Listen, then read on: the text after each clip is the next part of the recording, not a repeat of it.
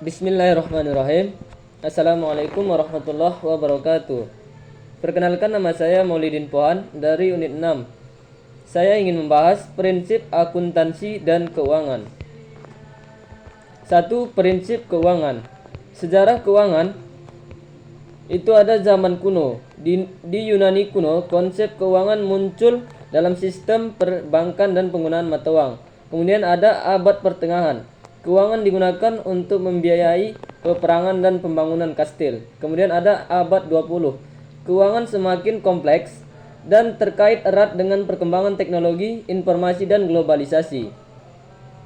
Definisi keuangan menurut para ahli itu yang pertama ada menurut Ezra Solomon. Keuangan merupakan suatu bidang yang mengkaji pengambilan keputusan dalam hal penggunaan sumber daya keuangan oleh individu, bisnis, dan pemerintah. 2. Ada menurut James C. Van Horny, keuangan mencakup 3 aspek penting, yaitu pengelolaan keuangan atau financial management, pasar keuangan atau financial market, dan instrumen keuangan atau financial instrument. Yang ketiga ada menurut Richard Brilley dan Stewart Mears, keuangan merupakan cabang ilmu ekonomi yang mempelajari pengambilan keputusan investasi dan pendanaan oleh perusahaan. Keempat ada menurut Lawrence J. Gitman, keuangan adalah ilmu yang mempelajari bagaimana mengelola sumber daya keuangan dengan cara yang efektif dan efisien, serta membuat keputusan keuangan yang tepat. Dan yang terakhir ada menurut Weston dan Brigham, keuangan sebagai suatu disiplin ilmu yang mencakup 3 bidang utama, yaitu manajemen keuangan, pasar keuangan, dan institusi keuangan. Pengertian dari pandangan para ahli tersebut dapat disimpulkan bahwa keuangan adalah suatu disiplin ilmu yang mempelajari pengelolaan dengan cara yang efektif dan efisien, serta membuat keputusan keuangan yang tepat untuk mencapai tujuan jangka panjang. Dasar-dasar keuangan itu ada 4. Yang pertama, aspek keuangan. Berkaitan dengan pengelolaan keuangan, organisasi dan proses pengambilan keputusan keuangan yang tepat. Yang kedua, pengukuran kinerja keuangan. Untuk menilai performa organisasi melalui data keuangan seperti rasio keuangan, return of investment, dan nilai pasar saham. Yang ketiga ada laporan keuangan.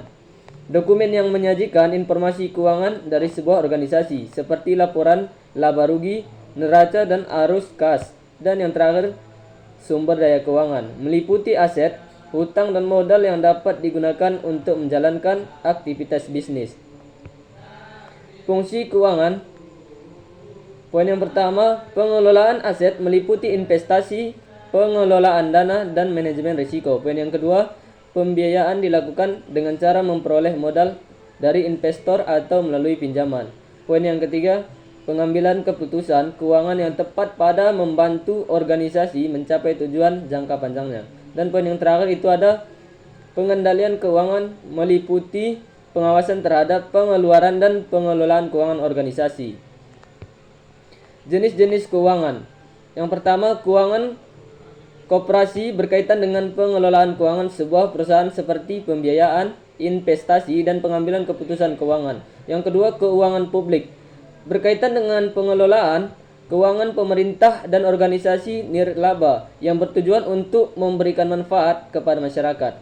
Poin yang ketiga, keuangan pribadi berkaitan dengan pengelolaan keuangan individu, termasuk di dalamnya adalah perencanaan keuangan, pengelolaan uang, dan investasi. Yang keempat, keuangan internasional berkaitan dengan transaksi keuangan antara negara-negara, termasuk di dalamnya perdagangan internasional, investasi asing, dan pengelola risiko mata uang. Dan yang kelima, keuangan Islam adalah sistem keuangan yang berbasis prinsip-prinsip syariah Islam, termasuk di dalamnya adalah pengelolaan dana dan pembiayaan. Tujuan keuangan itu poin pertama, memperoleh sumber daya keuangan. Poin yang kedua, meningkatkan profitabilitas. Poin yang ketiga, mencapai tujuan keuangan pribadi. Poin yang keempat, meningkatkan nilai perusahaan. Poin yang kelima, mengelola risiko keuangan. Dan poin yang terakhir itu ada meningkatkan kesejahteraan masyarakat. 2. Manajer keuangan. Pengertian manajer keuangan adalah salah satu posisi di divisi keuangan yang berperan dalam bertugas untuk mengatur dan membuat keputusan finansial serta mengaplikasikannya demi tercapainya tujuan perusahaan.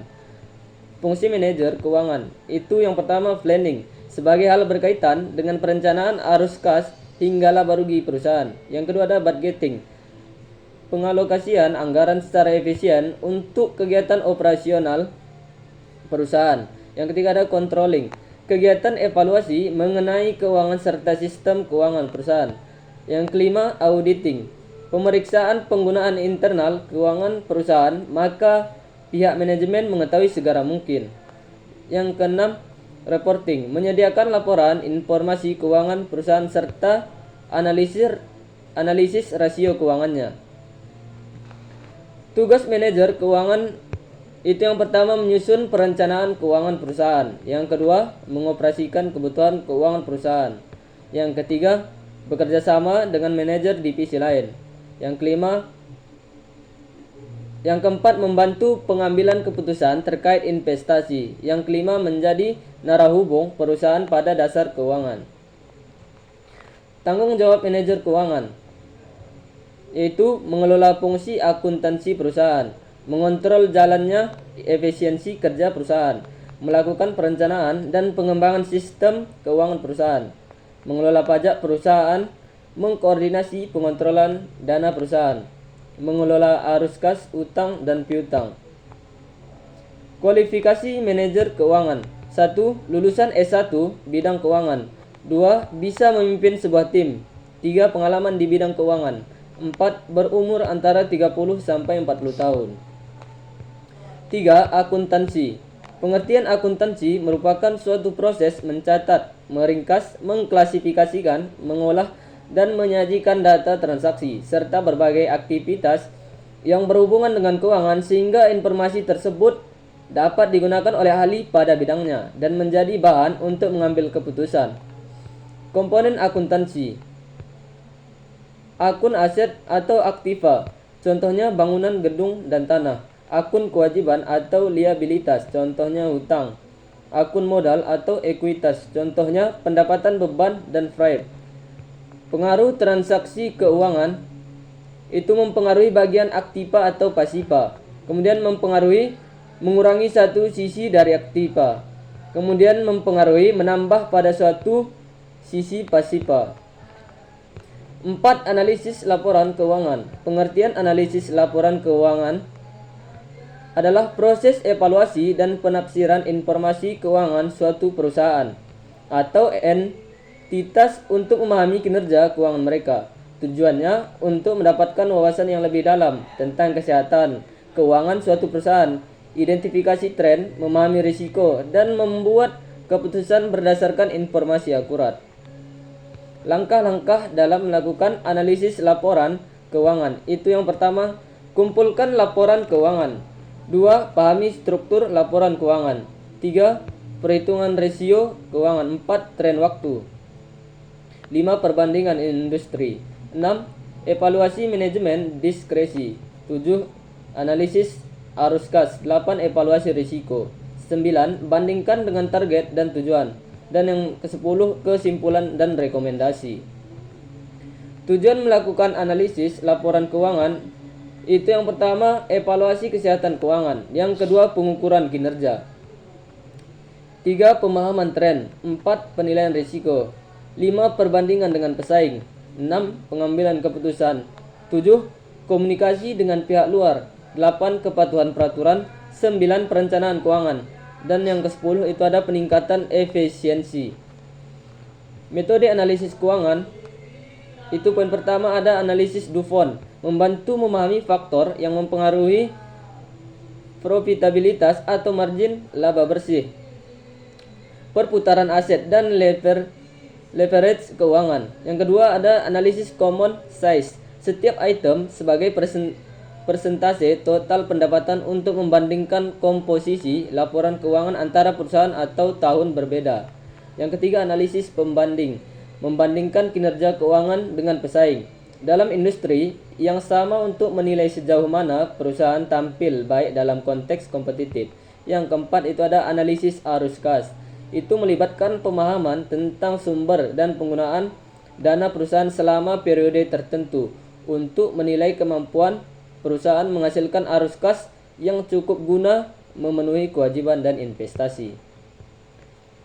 Rasio keuangan melibatkan perbandingan angka penting seperti rasio likuiditas, profitabilitas, utang terhadap ekuitas, dan lain-lain untuk mengukur kesehatan keuangan perusahaan dan mengidentifikasi tren.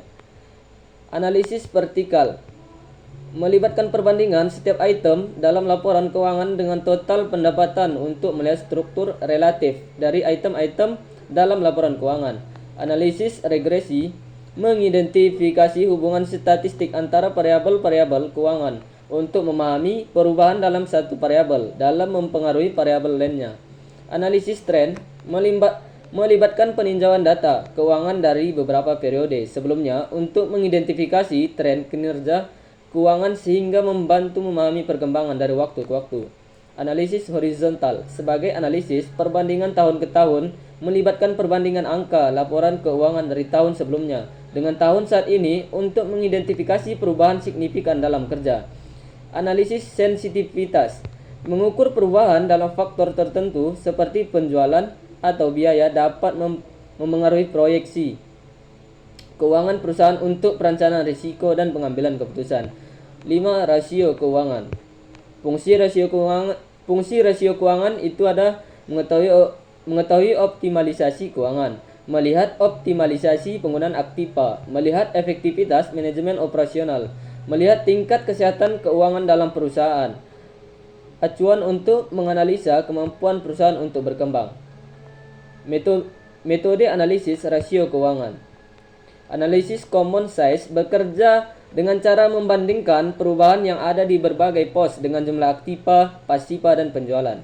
Perbandingan tersebut kemudian disajikan dalam bentuk persentase untuk setiap komponen yang ada di laporan keuangan termasuk neraca keuangan dan laporan laba rugi.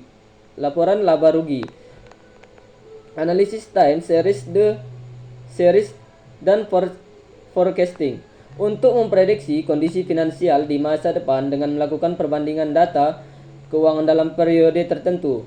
Poin penting yang perlu diperhitungkan dalam analisis ini antara lain yaitu peraturan pemerintah, perubahan teknologi, sampai dengan pergeseran kompetisi dan sebagainya. Jenis-jenis rasio keuangan. Itu yang pertama, profitability ratio digunakan untuk menghitung laba dari pembahasan. Yang kedua, liquid ratio digunakan untuk melihat kemampuan likuiditas suatu perusahaan. Yang ketiga, solvency ratio atau hutang digunakan untuk mengetahui efektivitas perusahaan dalam menggunakan aktiva. Dan yang terakhir, activity ratio digunakan untuk melihat produktivitas aktiva yang dimiliki perusahaan. Cukup sekedar ini yang dapat saya sampaikan. Saya akhiri dengan wassalamualaikum warahmatullahi wabarakatuh.